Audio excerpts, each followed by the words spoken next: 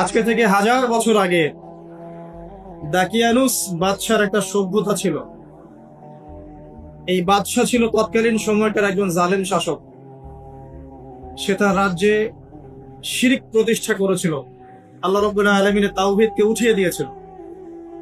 সে তার রাজ্যে নবী সাল্লাল্লাহু আলাইহি ওয়াসাল্লাম, তৎকালীন সময়কার যে নবী আলাইহিস সালাম, তার সুন্নাহকে উঠিয়ে দিয়ে নিজের মন গড়া আদর্শ বাস্তবায়ন করেছিল দাকিয়ানুস বাদশাহ।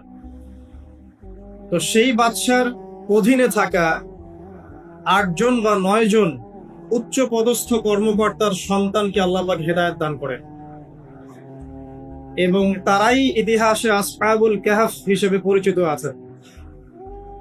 এই 7 জন বা 9 জন যুবক উচ্চ পদস্থ কর্মকর্তার সন্তান ছিলেন। তারা তাওহীদকে চিনতে শিখলেন, আল্লাহ রাব্বুল আলামিনকে চিনতে শিখলেন, শিরকের সাথে তাওহীদের আপোষ করলেন না, সুন্নতের সাথে চলমান জাহিলিয়াতের আপোষ করলেন না। এর ফলশ্রুতিতে তাদের উপর নির্যাতন নেমে আসলো। রাজা তাদেরকে 3 দিন সময় দিলেন। 3 দিনের মধ্যে যদি তোমরা তোমাদের ধর্ম ত্যাগ না করেছ, তাহলে তোমাদেরকে মৃত্যুদণ্ড দেওয়া হোক। তো সেই 7 জন বা 9 জন যুবক ওই রাষ্ট্রের মধ্যে কোনো অরাজকতা সৃষ্টি করলো না, বরং তারা সাইলেন্টলি সেই রাষ্ট্র থেকে চলে গেল। সেই ফিতনাপূর্ণ জাহেলি পরিবেশ থেকে নিজেরা আস্তে করে সরে গেল, সেখানে কোনো রকম ফাসাদ সৃষ্টি করলো না। যাওয়ার সময় তারা একটা কুকুরকে সাথে নিয়েছিল, যেই কুকুর বছরের পর বছর তাদেরকে পাহারা দিয়েছে গুহার মধ্যে। চলতি পথে একটা গুহায় তার আশ্রয় নিয়েছিল, যে গুহার মধ্যে তারা ঘুমিয়ে পড়ে, এবং আল্লাহ রাব্বুল আলামিন 309 বছর পর তাদের ঘুম ভাঙা। 309 বছর পর যখন ঘুম ভাঙলো, তারা ক্ষুধার্ত ছিলেন। একে অপরকে জিজ্ঞাসা করছিলেন যে কেম লাবিসতুম, তোমরা কতদিন ঘুমিয়েছো? একজন বলছিল লাবিসনা ইয়াওমান আও বা'দা ইয়াওম, আমরা হয় একদিন ঘুমিয়েছি বা একদিনের কিছু অংশ ঘুমিয়েছি। যাই হোক, তারা ক্ষুধার্ত ছিলেন, তাদের পকেটের মধ্যে কিছু মুদ্রা ছিল, আর সেই মুদ্রা বর্তমান সময়ে চলমান মুদ্রার মতো ছিল না। বর্তমান সময়ে যে চলমান যে মুদ্রাগুলো আছে, যেখানে গোল্ড এবং সিলভারের কোনো অনুপ্রবেশ নাই, যদিও বা কোরআন এবং সুন্নায় গোল্ড এবং সিলভারের কয়েনের কথা আছে, তবে পশ্চিমা সভ্যতা এটাকে হারাম করে দিয়েছে। আর পশ্চিমা সভ্যতা কোনো কিছুকে হারাম করে দিলে সেটা সারা বিশ্বেই হারাম হয়ে যায়, আর পশ্চিমা সভ্যতা কোনো কিছুকে হালাল করে দিলে সারা বিশ্বেই সেটা হালাল হয়ে যায়। পশ্চিমারা যদি বলে পর্দা হারাম, বিশ্ববাসী বলবে হারাম হারাম। তারা যদি বলে পর্নোগ্রাফি জেনা হালাল, সবাই বলবে হালাল হালাল। এখন মানুষ আল্লাহর ইবাদতের চেয়ে পশ্চিমাদের ইবাদত বেশি করে। আর এটা বলে রাখি, সূরা তাওবার 31 নম্বর আয়াতে আল্লাহ বলেছেন, কেউ যদি আল্লাহ পাকের হালালকে হারাম করে নেয় আর আল্লাহ পাকের হারামকে হালাল করে নেয়, এটাকে আল্লাহ পাক কুফরি এবং শিরক বলেছেন। তো দাকিয়ানুস বাদশার যুগটাও ঠিক এমনই ছিল।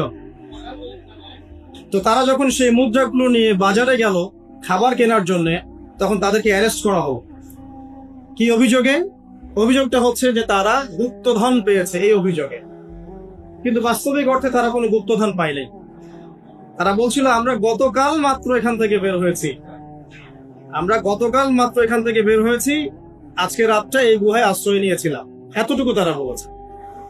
যাই হোক, তথ্য প্রমাণ যাচাই করে দেখা গেল যে তারা যে ঘুমিয়েছিল, এতে প্রায় 309 বছর অতিবাহিত হয়ে গেছে। এবং এখন যে বাদশাহ ক্ষমতায় আছে, সে আলহামদুলিল্লাহ একজন তাওহীদপন্থী মানুষ।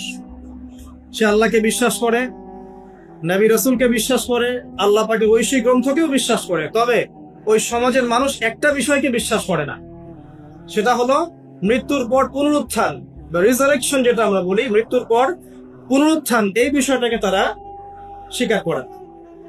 তো আল্লাহ রাব্বুল আলামিন মাত্র 9 জন যুবকের মধ্য দিয়ে পুরো একটা নেশনকে শিক্ষা দিলেন যে মৃত্যুর পর পুনরুত্থান সত্য।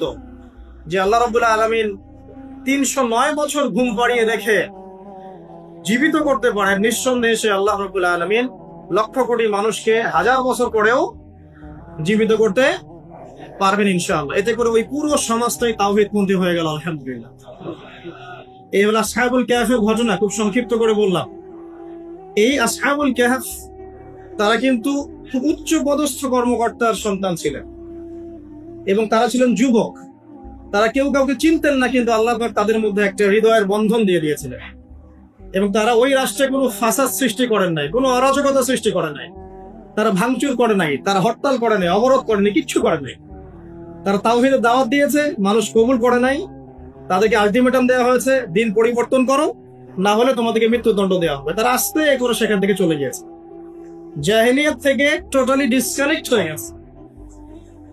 এরপরে আল্লাহ পাক তাদেরকে এমন একটা ঘটনা ঘটালেন যাতে করে পুরো একটা সভ্যতা হেদায়েত পেয়ে গেল, আলহামদুলিল্লাহ।